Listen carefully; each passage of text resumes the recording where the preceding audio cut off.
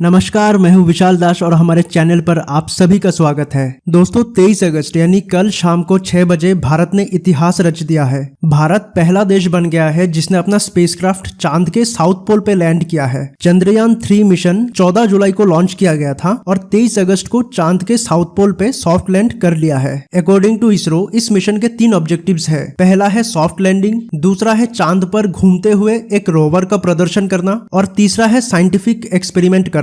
दोस्तों soft landing का मतलब है अच्छी तरह से स्पीड को कंट्रोल करके लैंड करना ताकि स्पेसक्राफ्ट को कोई डैमेज ना पहुंचे। इसको और एक्सप्लेन करूं तो आप इमेजिन कीजिए कि एक स्पेसक्राफ्ट एक प्लेन की कंपैरिजन में 10 गुना ज्यादा स्पीड से चल रहा है जिसे लैंडिंग के लिए रुकना पड़ता है पृथ्वी पर। लेकिन स्पेस में ये सब होता है बिना किसी ह्यूमन इंटरफेरेंस के, मतलब टोटली ऑटोमेटिक मोड पे ये सब चलता है। इसलिए सॉफ्ट लैंडिंग से हम उस स्पेसक्राफ्ट की टेक्निकल कैपेबिलिटीज को जान सकते हैं। इसके पहले जितना भी मून मिशन हुआ था वो सब चंद्रमा के इक्वेटर में लैंड किया था। इक्वेटर का माहौल इजी और सेफ रहता है क्योंकि उस जगह का टेम्परेचर लंबे मिशन करने के लिए सुटेबल माना जाता है। सनलाइट भी रहता है, इसलिए सोलर पावर्ड इंस्ट्रूमेंट्स को रेगुलर एनर्जी सप्लाई भी मिलता रहता है। लेकिन पोलर इक्वेटर से बहुत डिफरेंट है। काफी जगह तो पूरा साल अंधेरा रहता है बिना सनलाइट के और टेम्परेचर -230 डिग्री सेल्सियस तक पहुंच जाता है और इसके वजह से इंस्ट्रूमेंट्स को एनर्जी सप्लाई करने में प्रॉब्लम आता है। इसीलिए चंद्रमा का पोलर साइड अभी भी अनएक्सप्लोर्ड है। टेम्परेचर कम होने के वजह से वहां पे चीजें जमा हुआ रहता है बिना कुछ चेंजेस के। इसलिए चंद्रमा के नॉर्थ और साउथ पोल के पहाड़ और मिट्टी इसकी अर्ली सोलर सिस्टम की जानकारी दे सकता है। चंद्रयान 2 भी इसी जगह लैंड करना चाहता था लेकिन वो सॉफ्ट लैंडिंग नहीं कर पाया और सरफेस पे पहुंचने के बाद कांटेक्ट नहीं हो पाया था। चंद्रयान 2 फेल होने के रीजंस के बारे में बात करूं तो इसरो के चेयरपर्सन ने कहा था कि उसमें सॉफ्टवेयर और हार्डवेयर दोनों में प्रॉब्लम था। चेयरपर्सन एस सोमनाथ जी ने कहा था कि Chandrayaan 3 mission failure based mission होगा, ना कि सक्सेस बेस्ड डिजाइन इन चंद्रयान 2। उनका यह कहने का मतलब था कि चंद्रयान 2 में जो फेलियर मिला था उससे सीख लेके चंद्रयान 3 का डिजाइन बनाया गया है और कई चेंजेस भी किया है। जैसे कि चंद्रयान 2 सरफेस से 7 किलोमीटर ऊपर रहते ही अपना कंट्रोल खो दिया था और सरफेस से 400 मीटर ऊपर रहते ही उसकी कम्युनिकेशन सिस्टम भी काम करना बंद कर दिया था और जब क्रैश किया था तब स्पेसक्राफ्ट की स्पीड 580 किलोमीटर पर आवर की थी। स्पेसक्राफ्ट के पास कोई व्हील यानी चक्का नहीं होता, सिर्फ लंबे चौड़े स्ट्रॉन्ग रॉड जैसा कुछ होता है या फिर शॉर्ट फॉर्म में आप इसे लेग्स भी कह सकते हैं जिससे कि वो लैंड कर सके।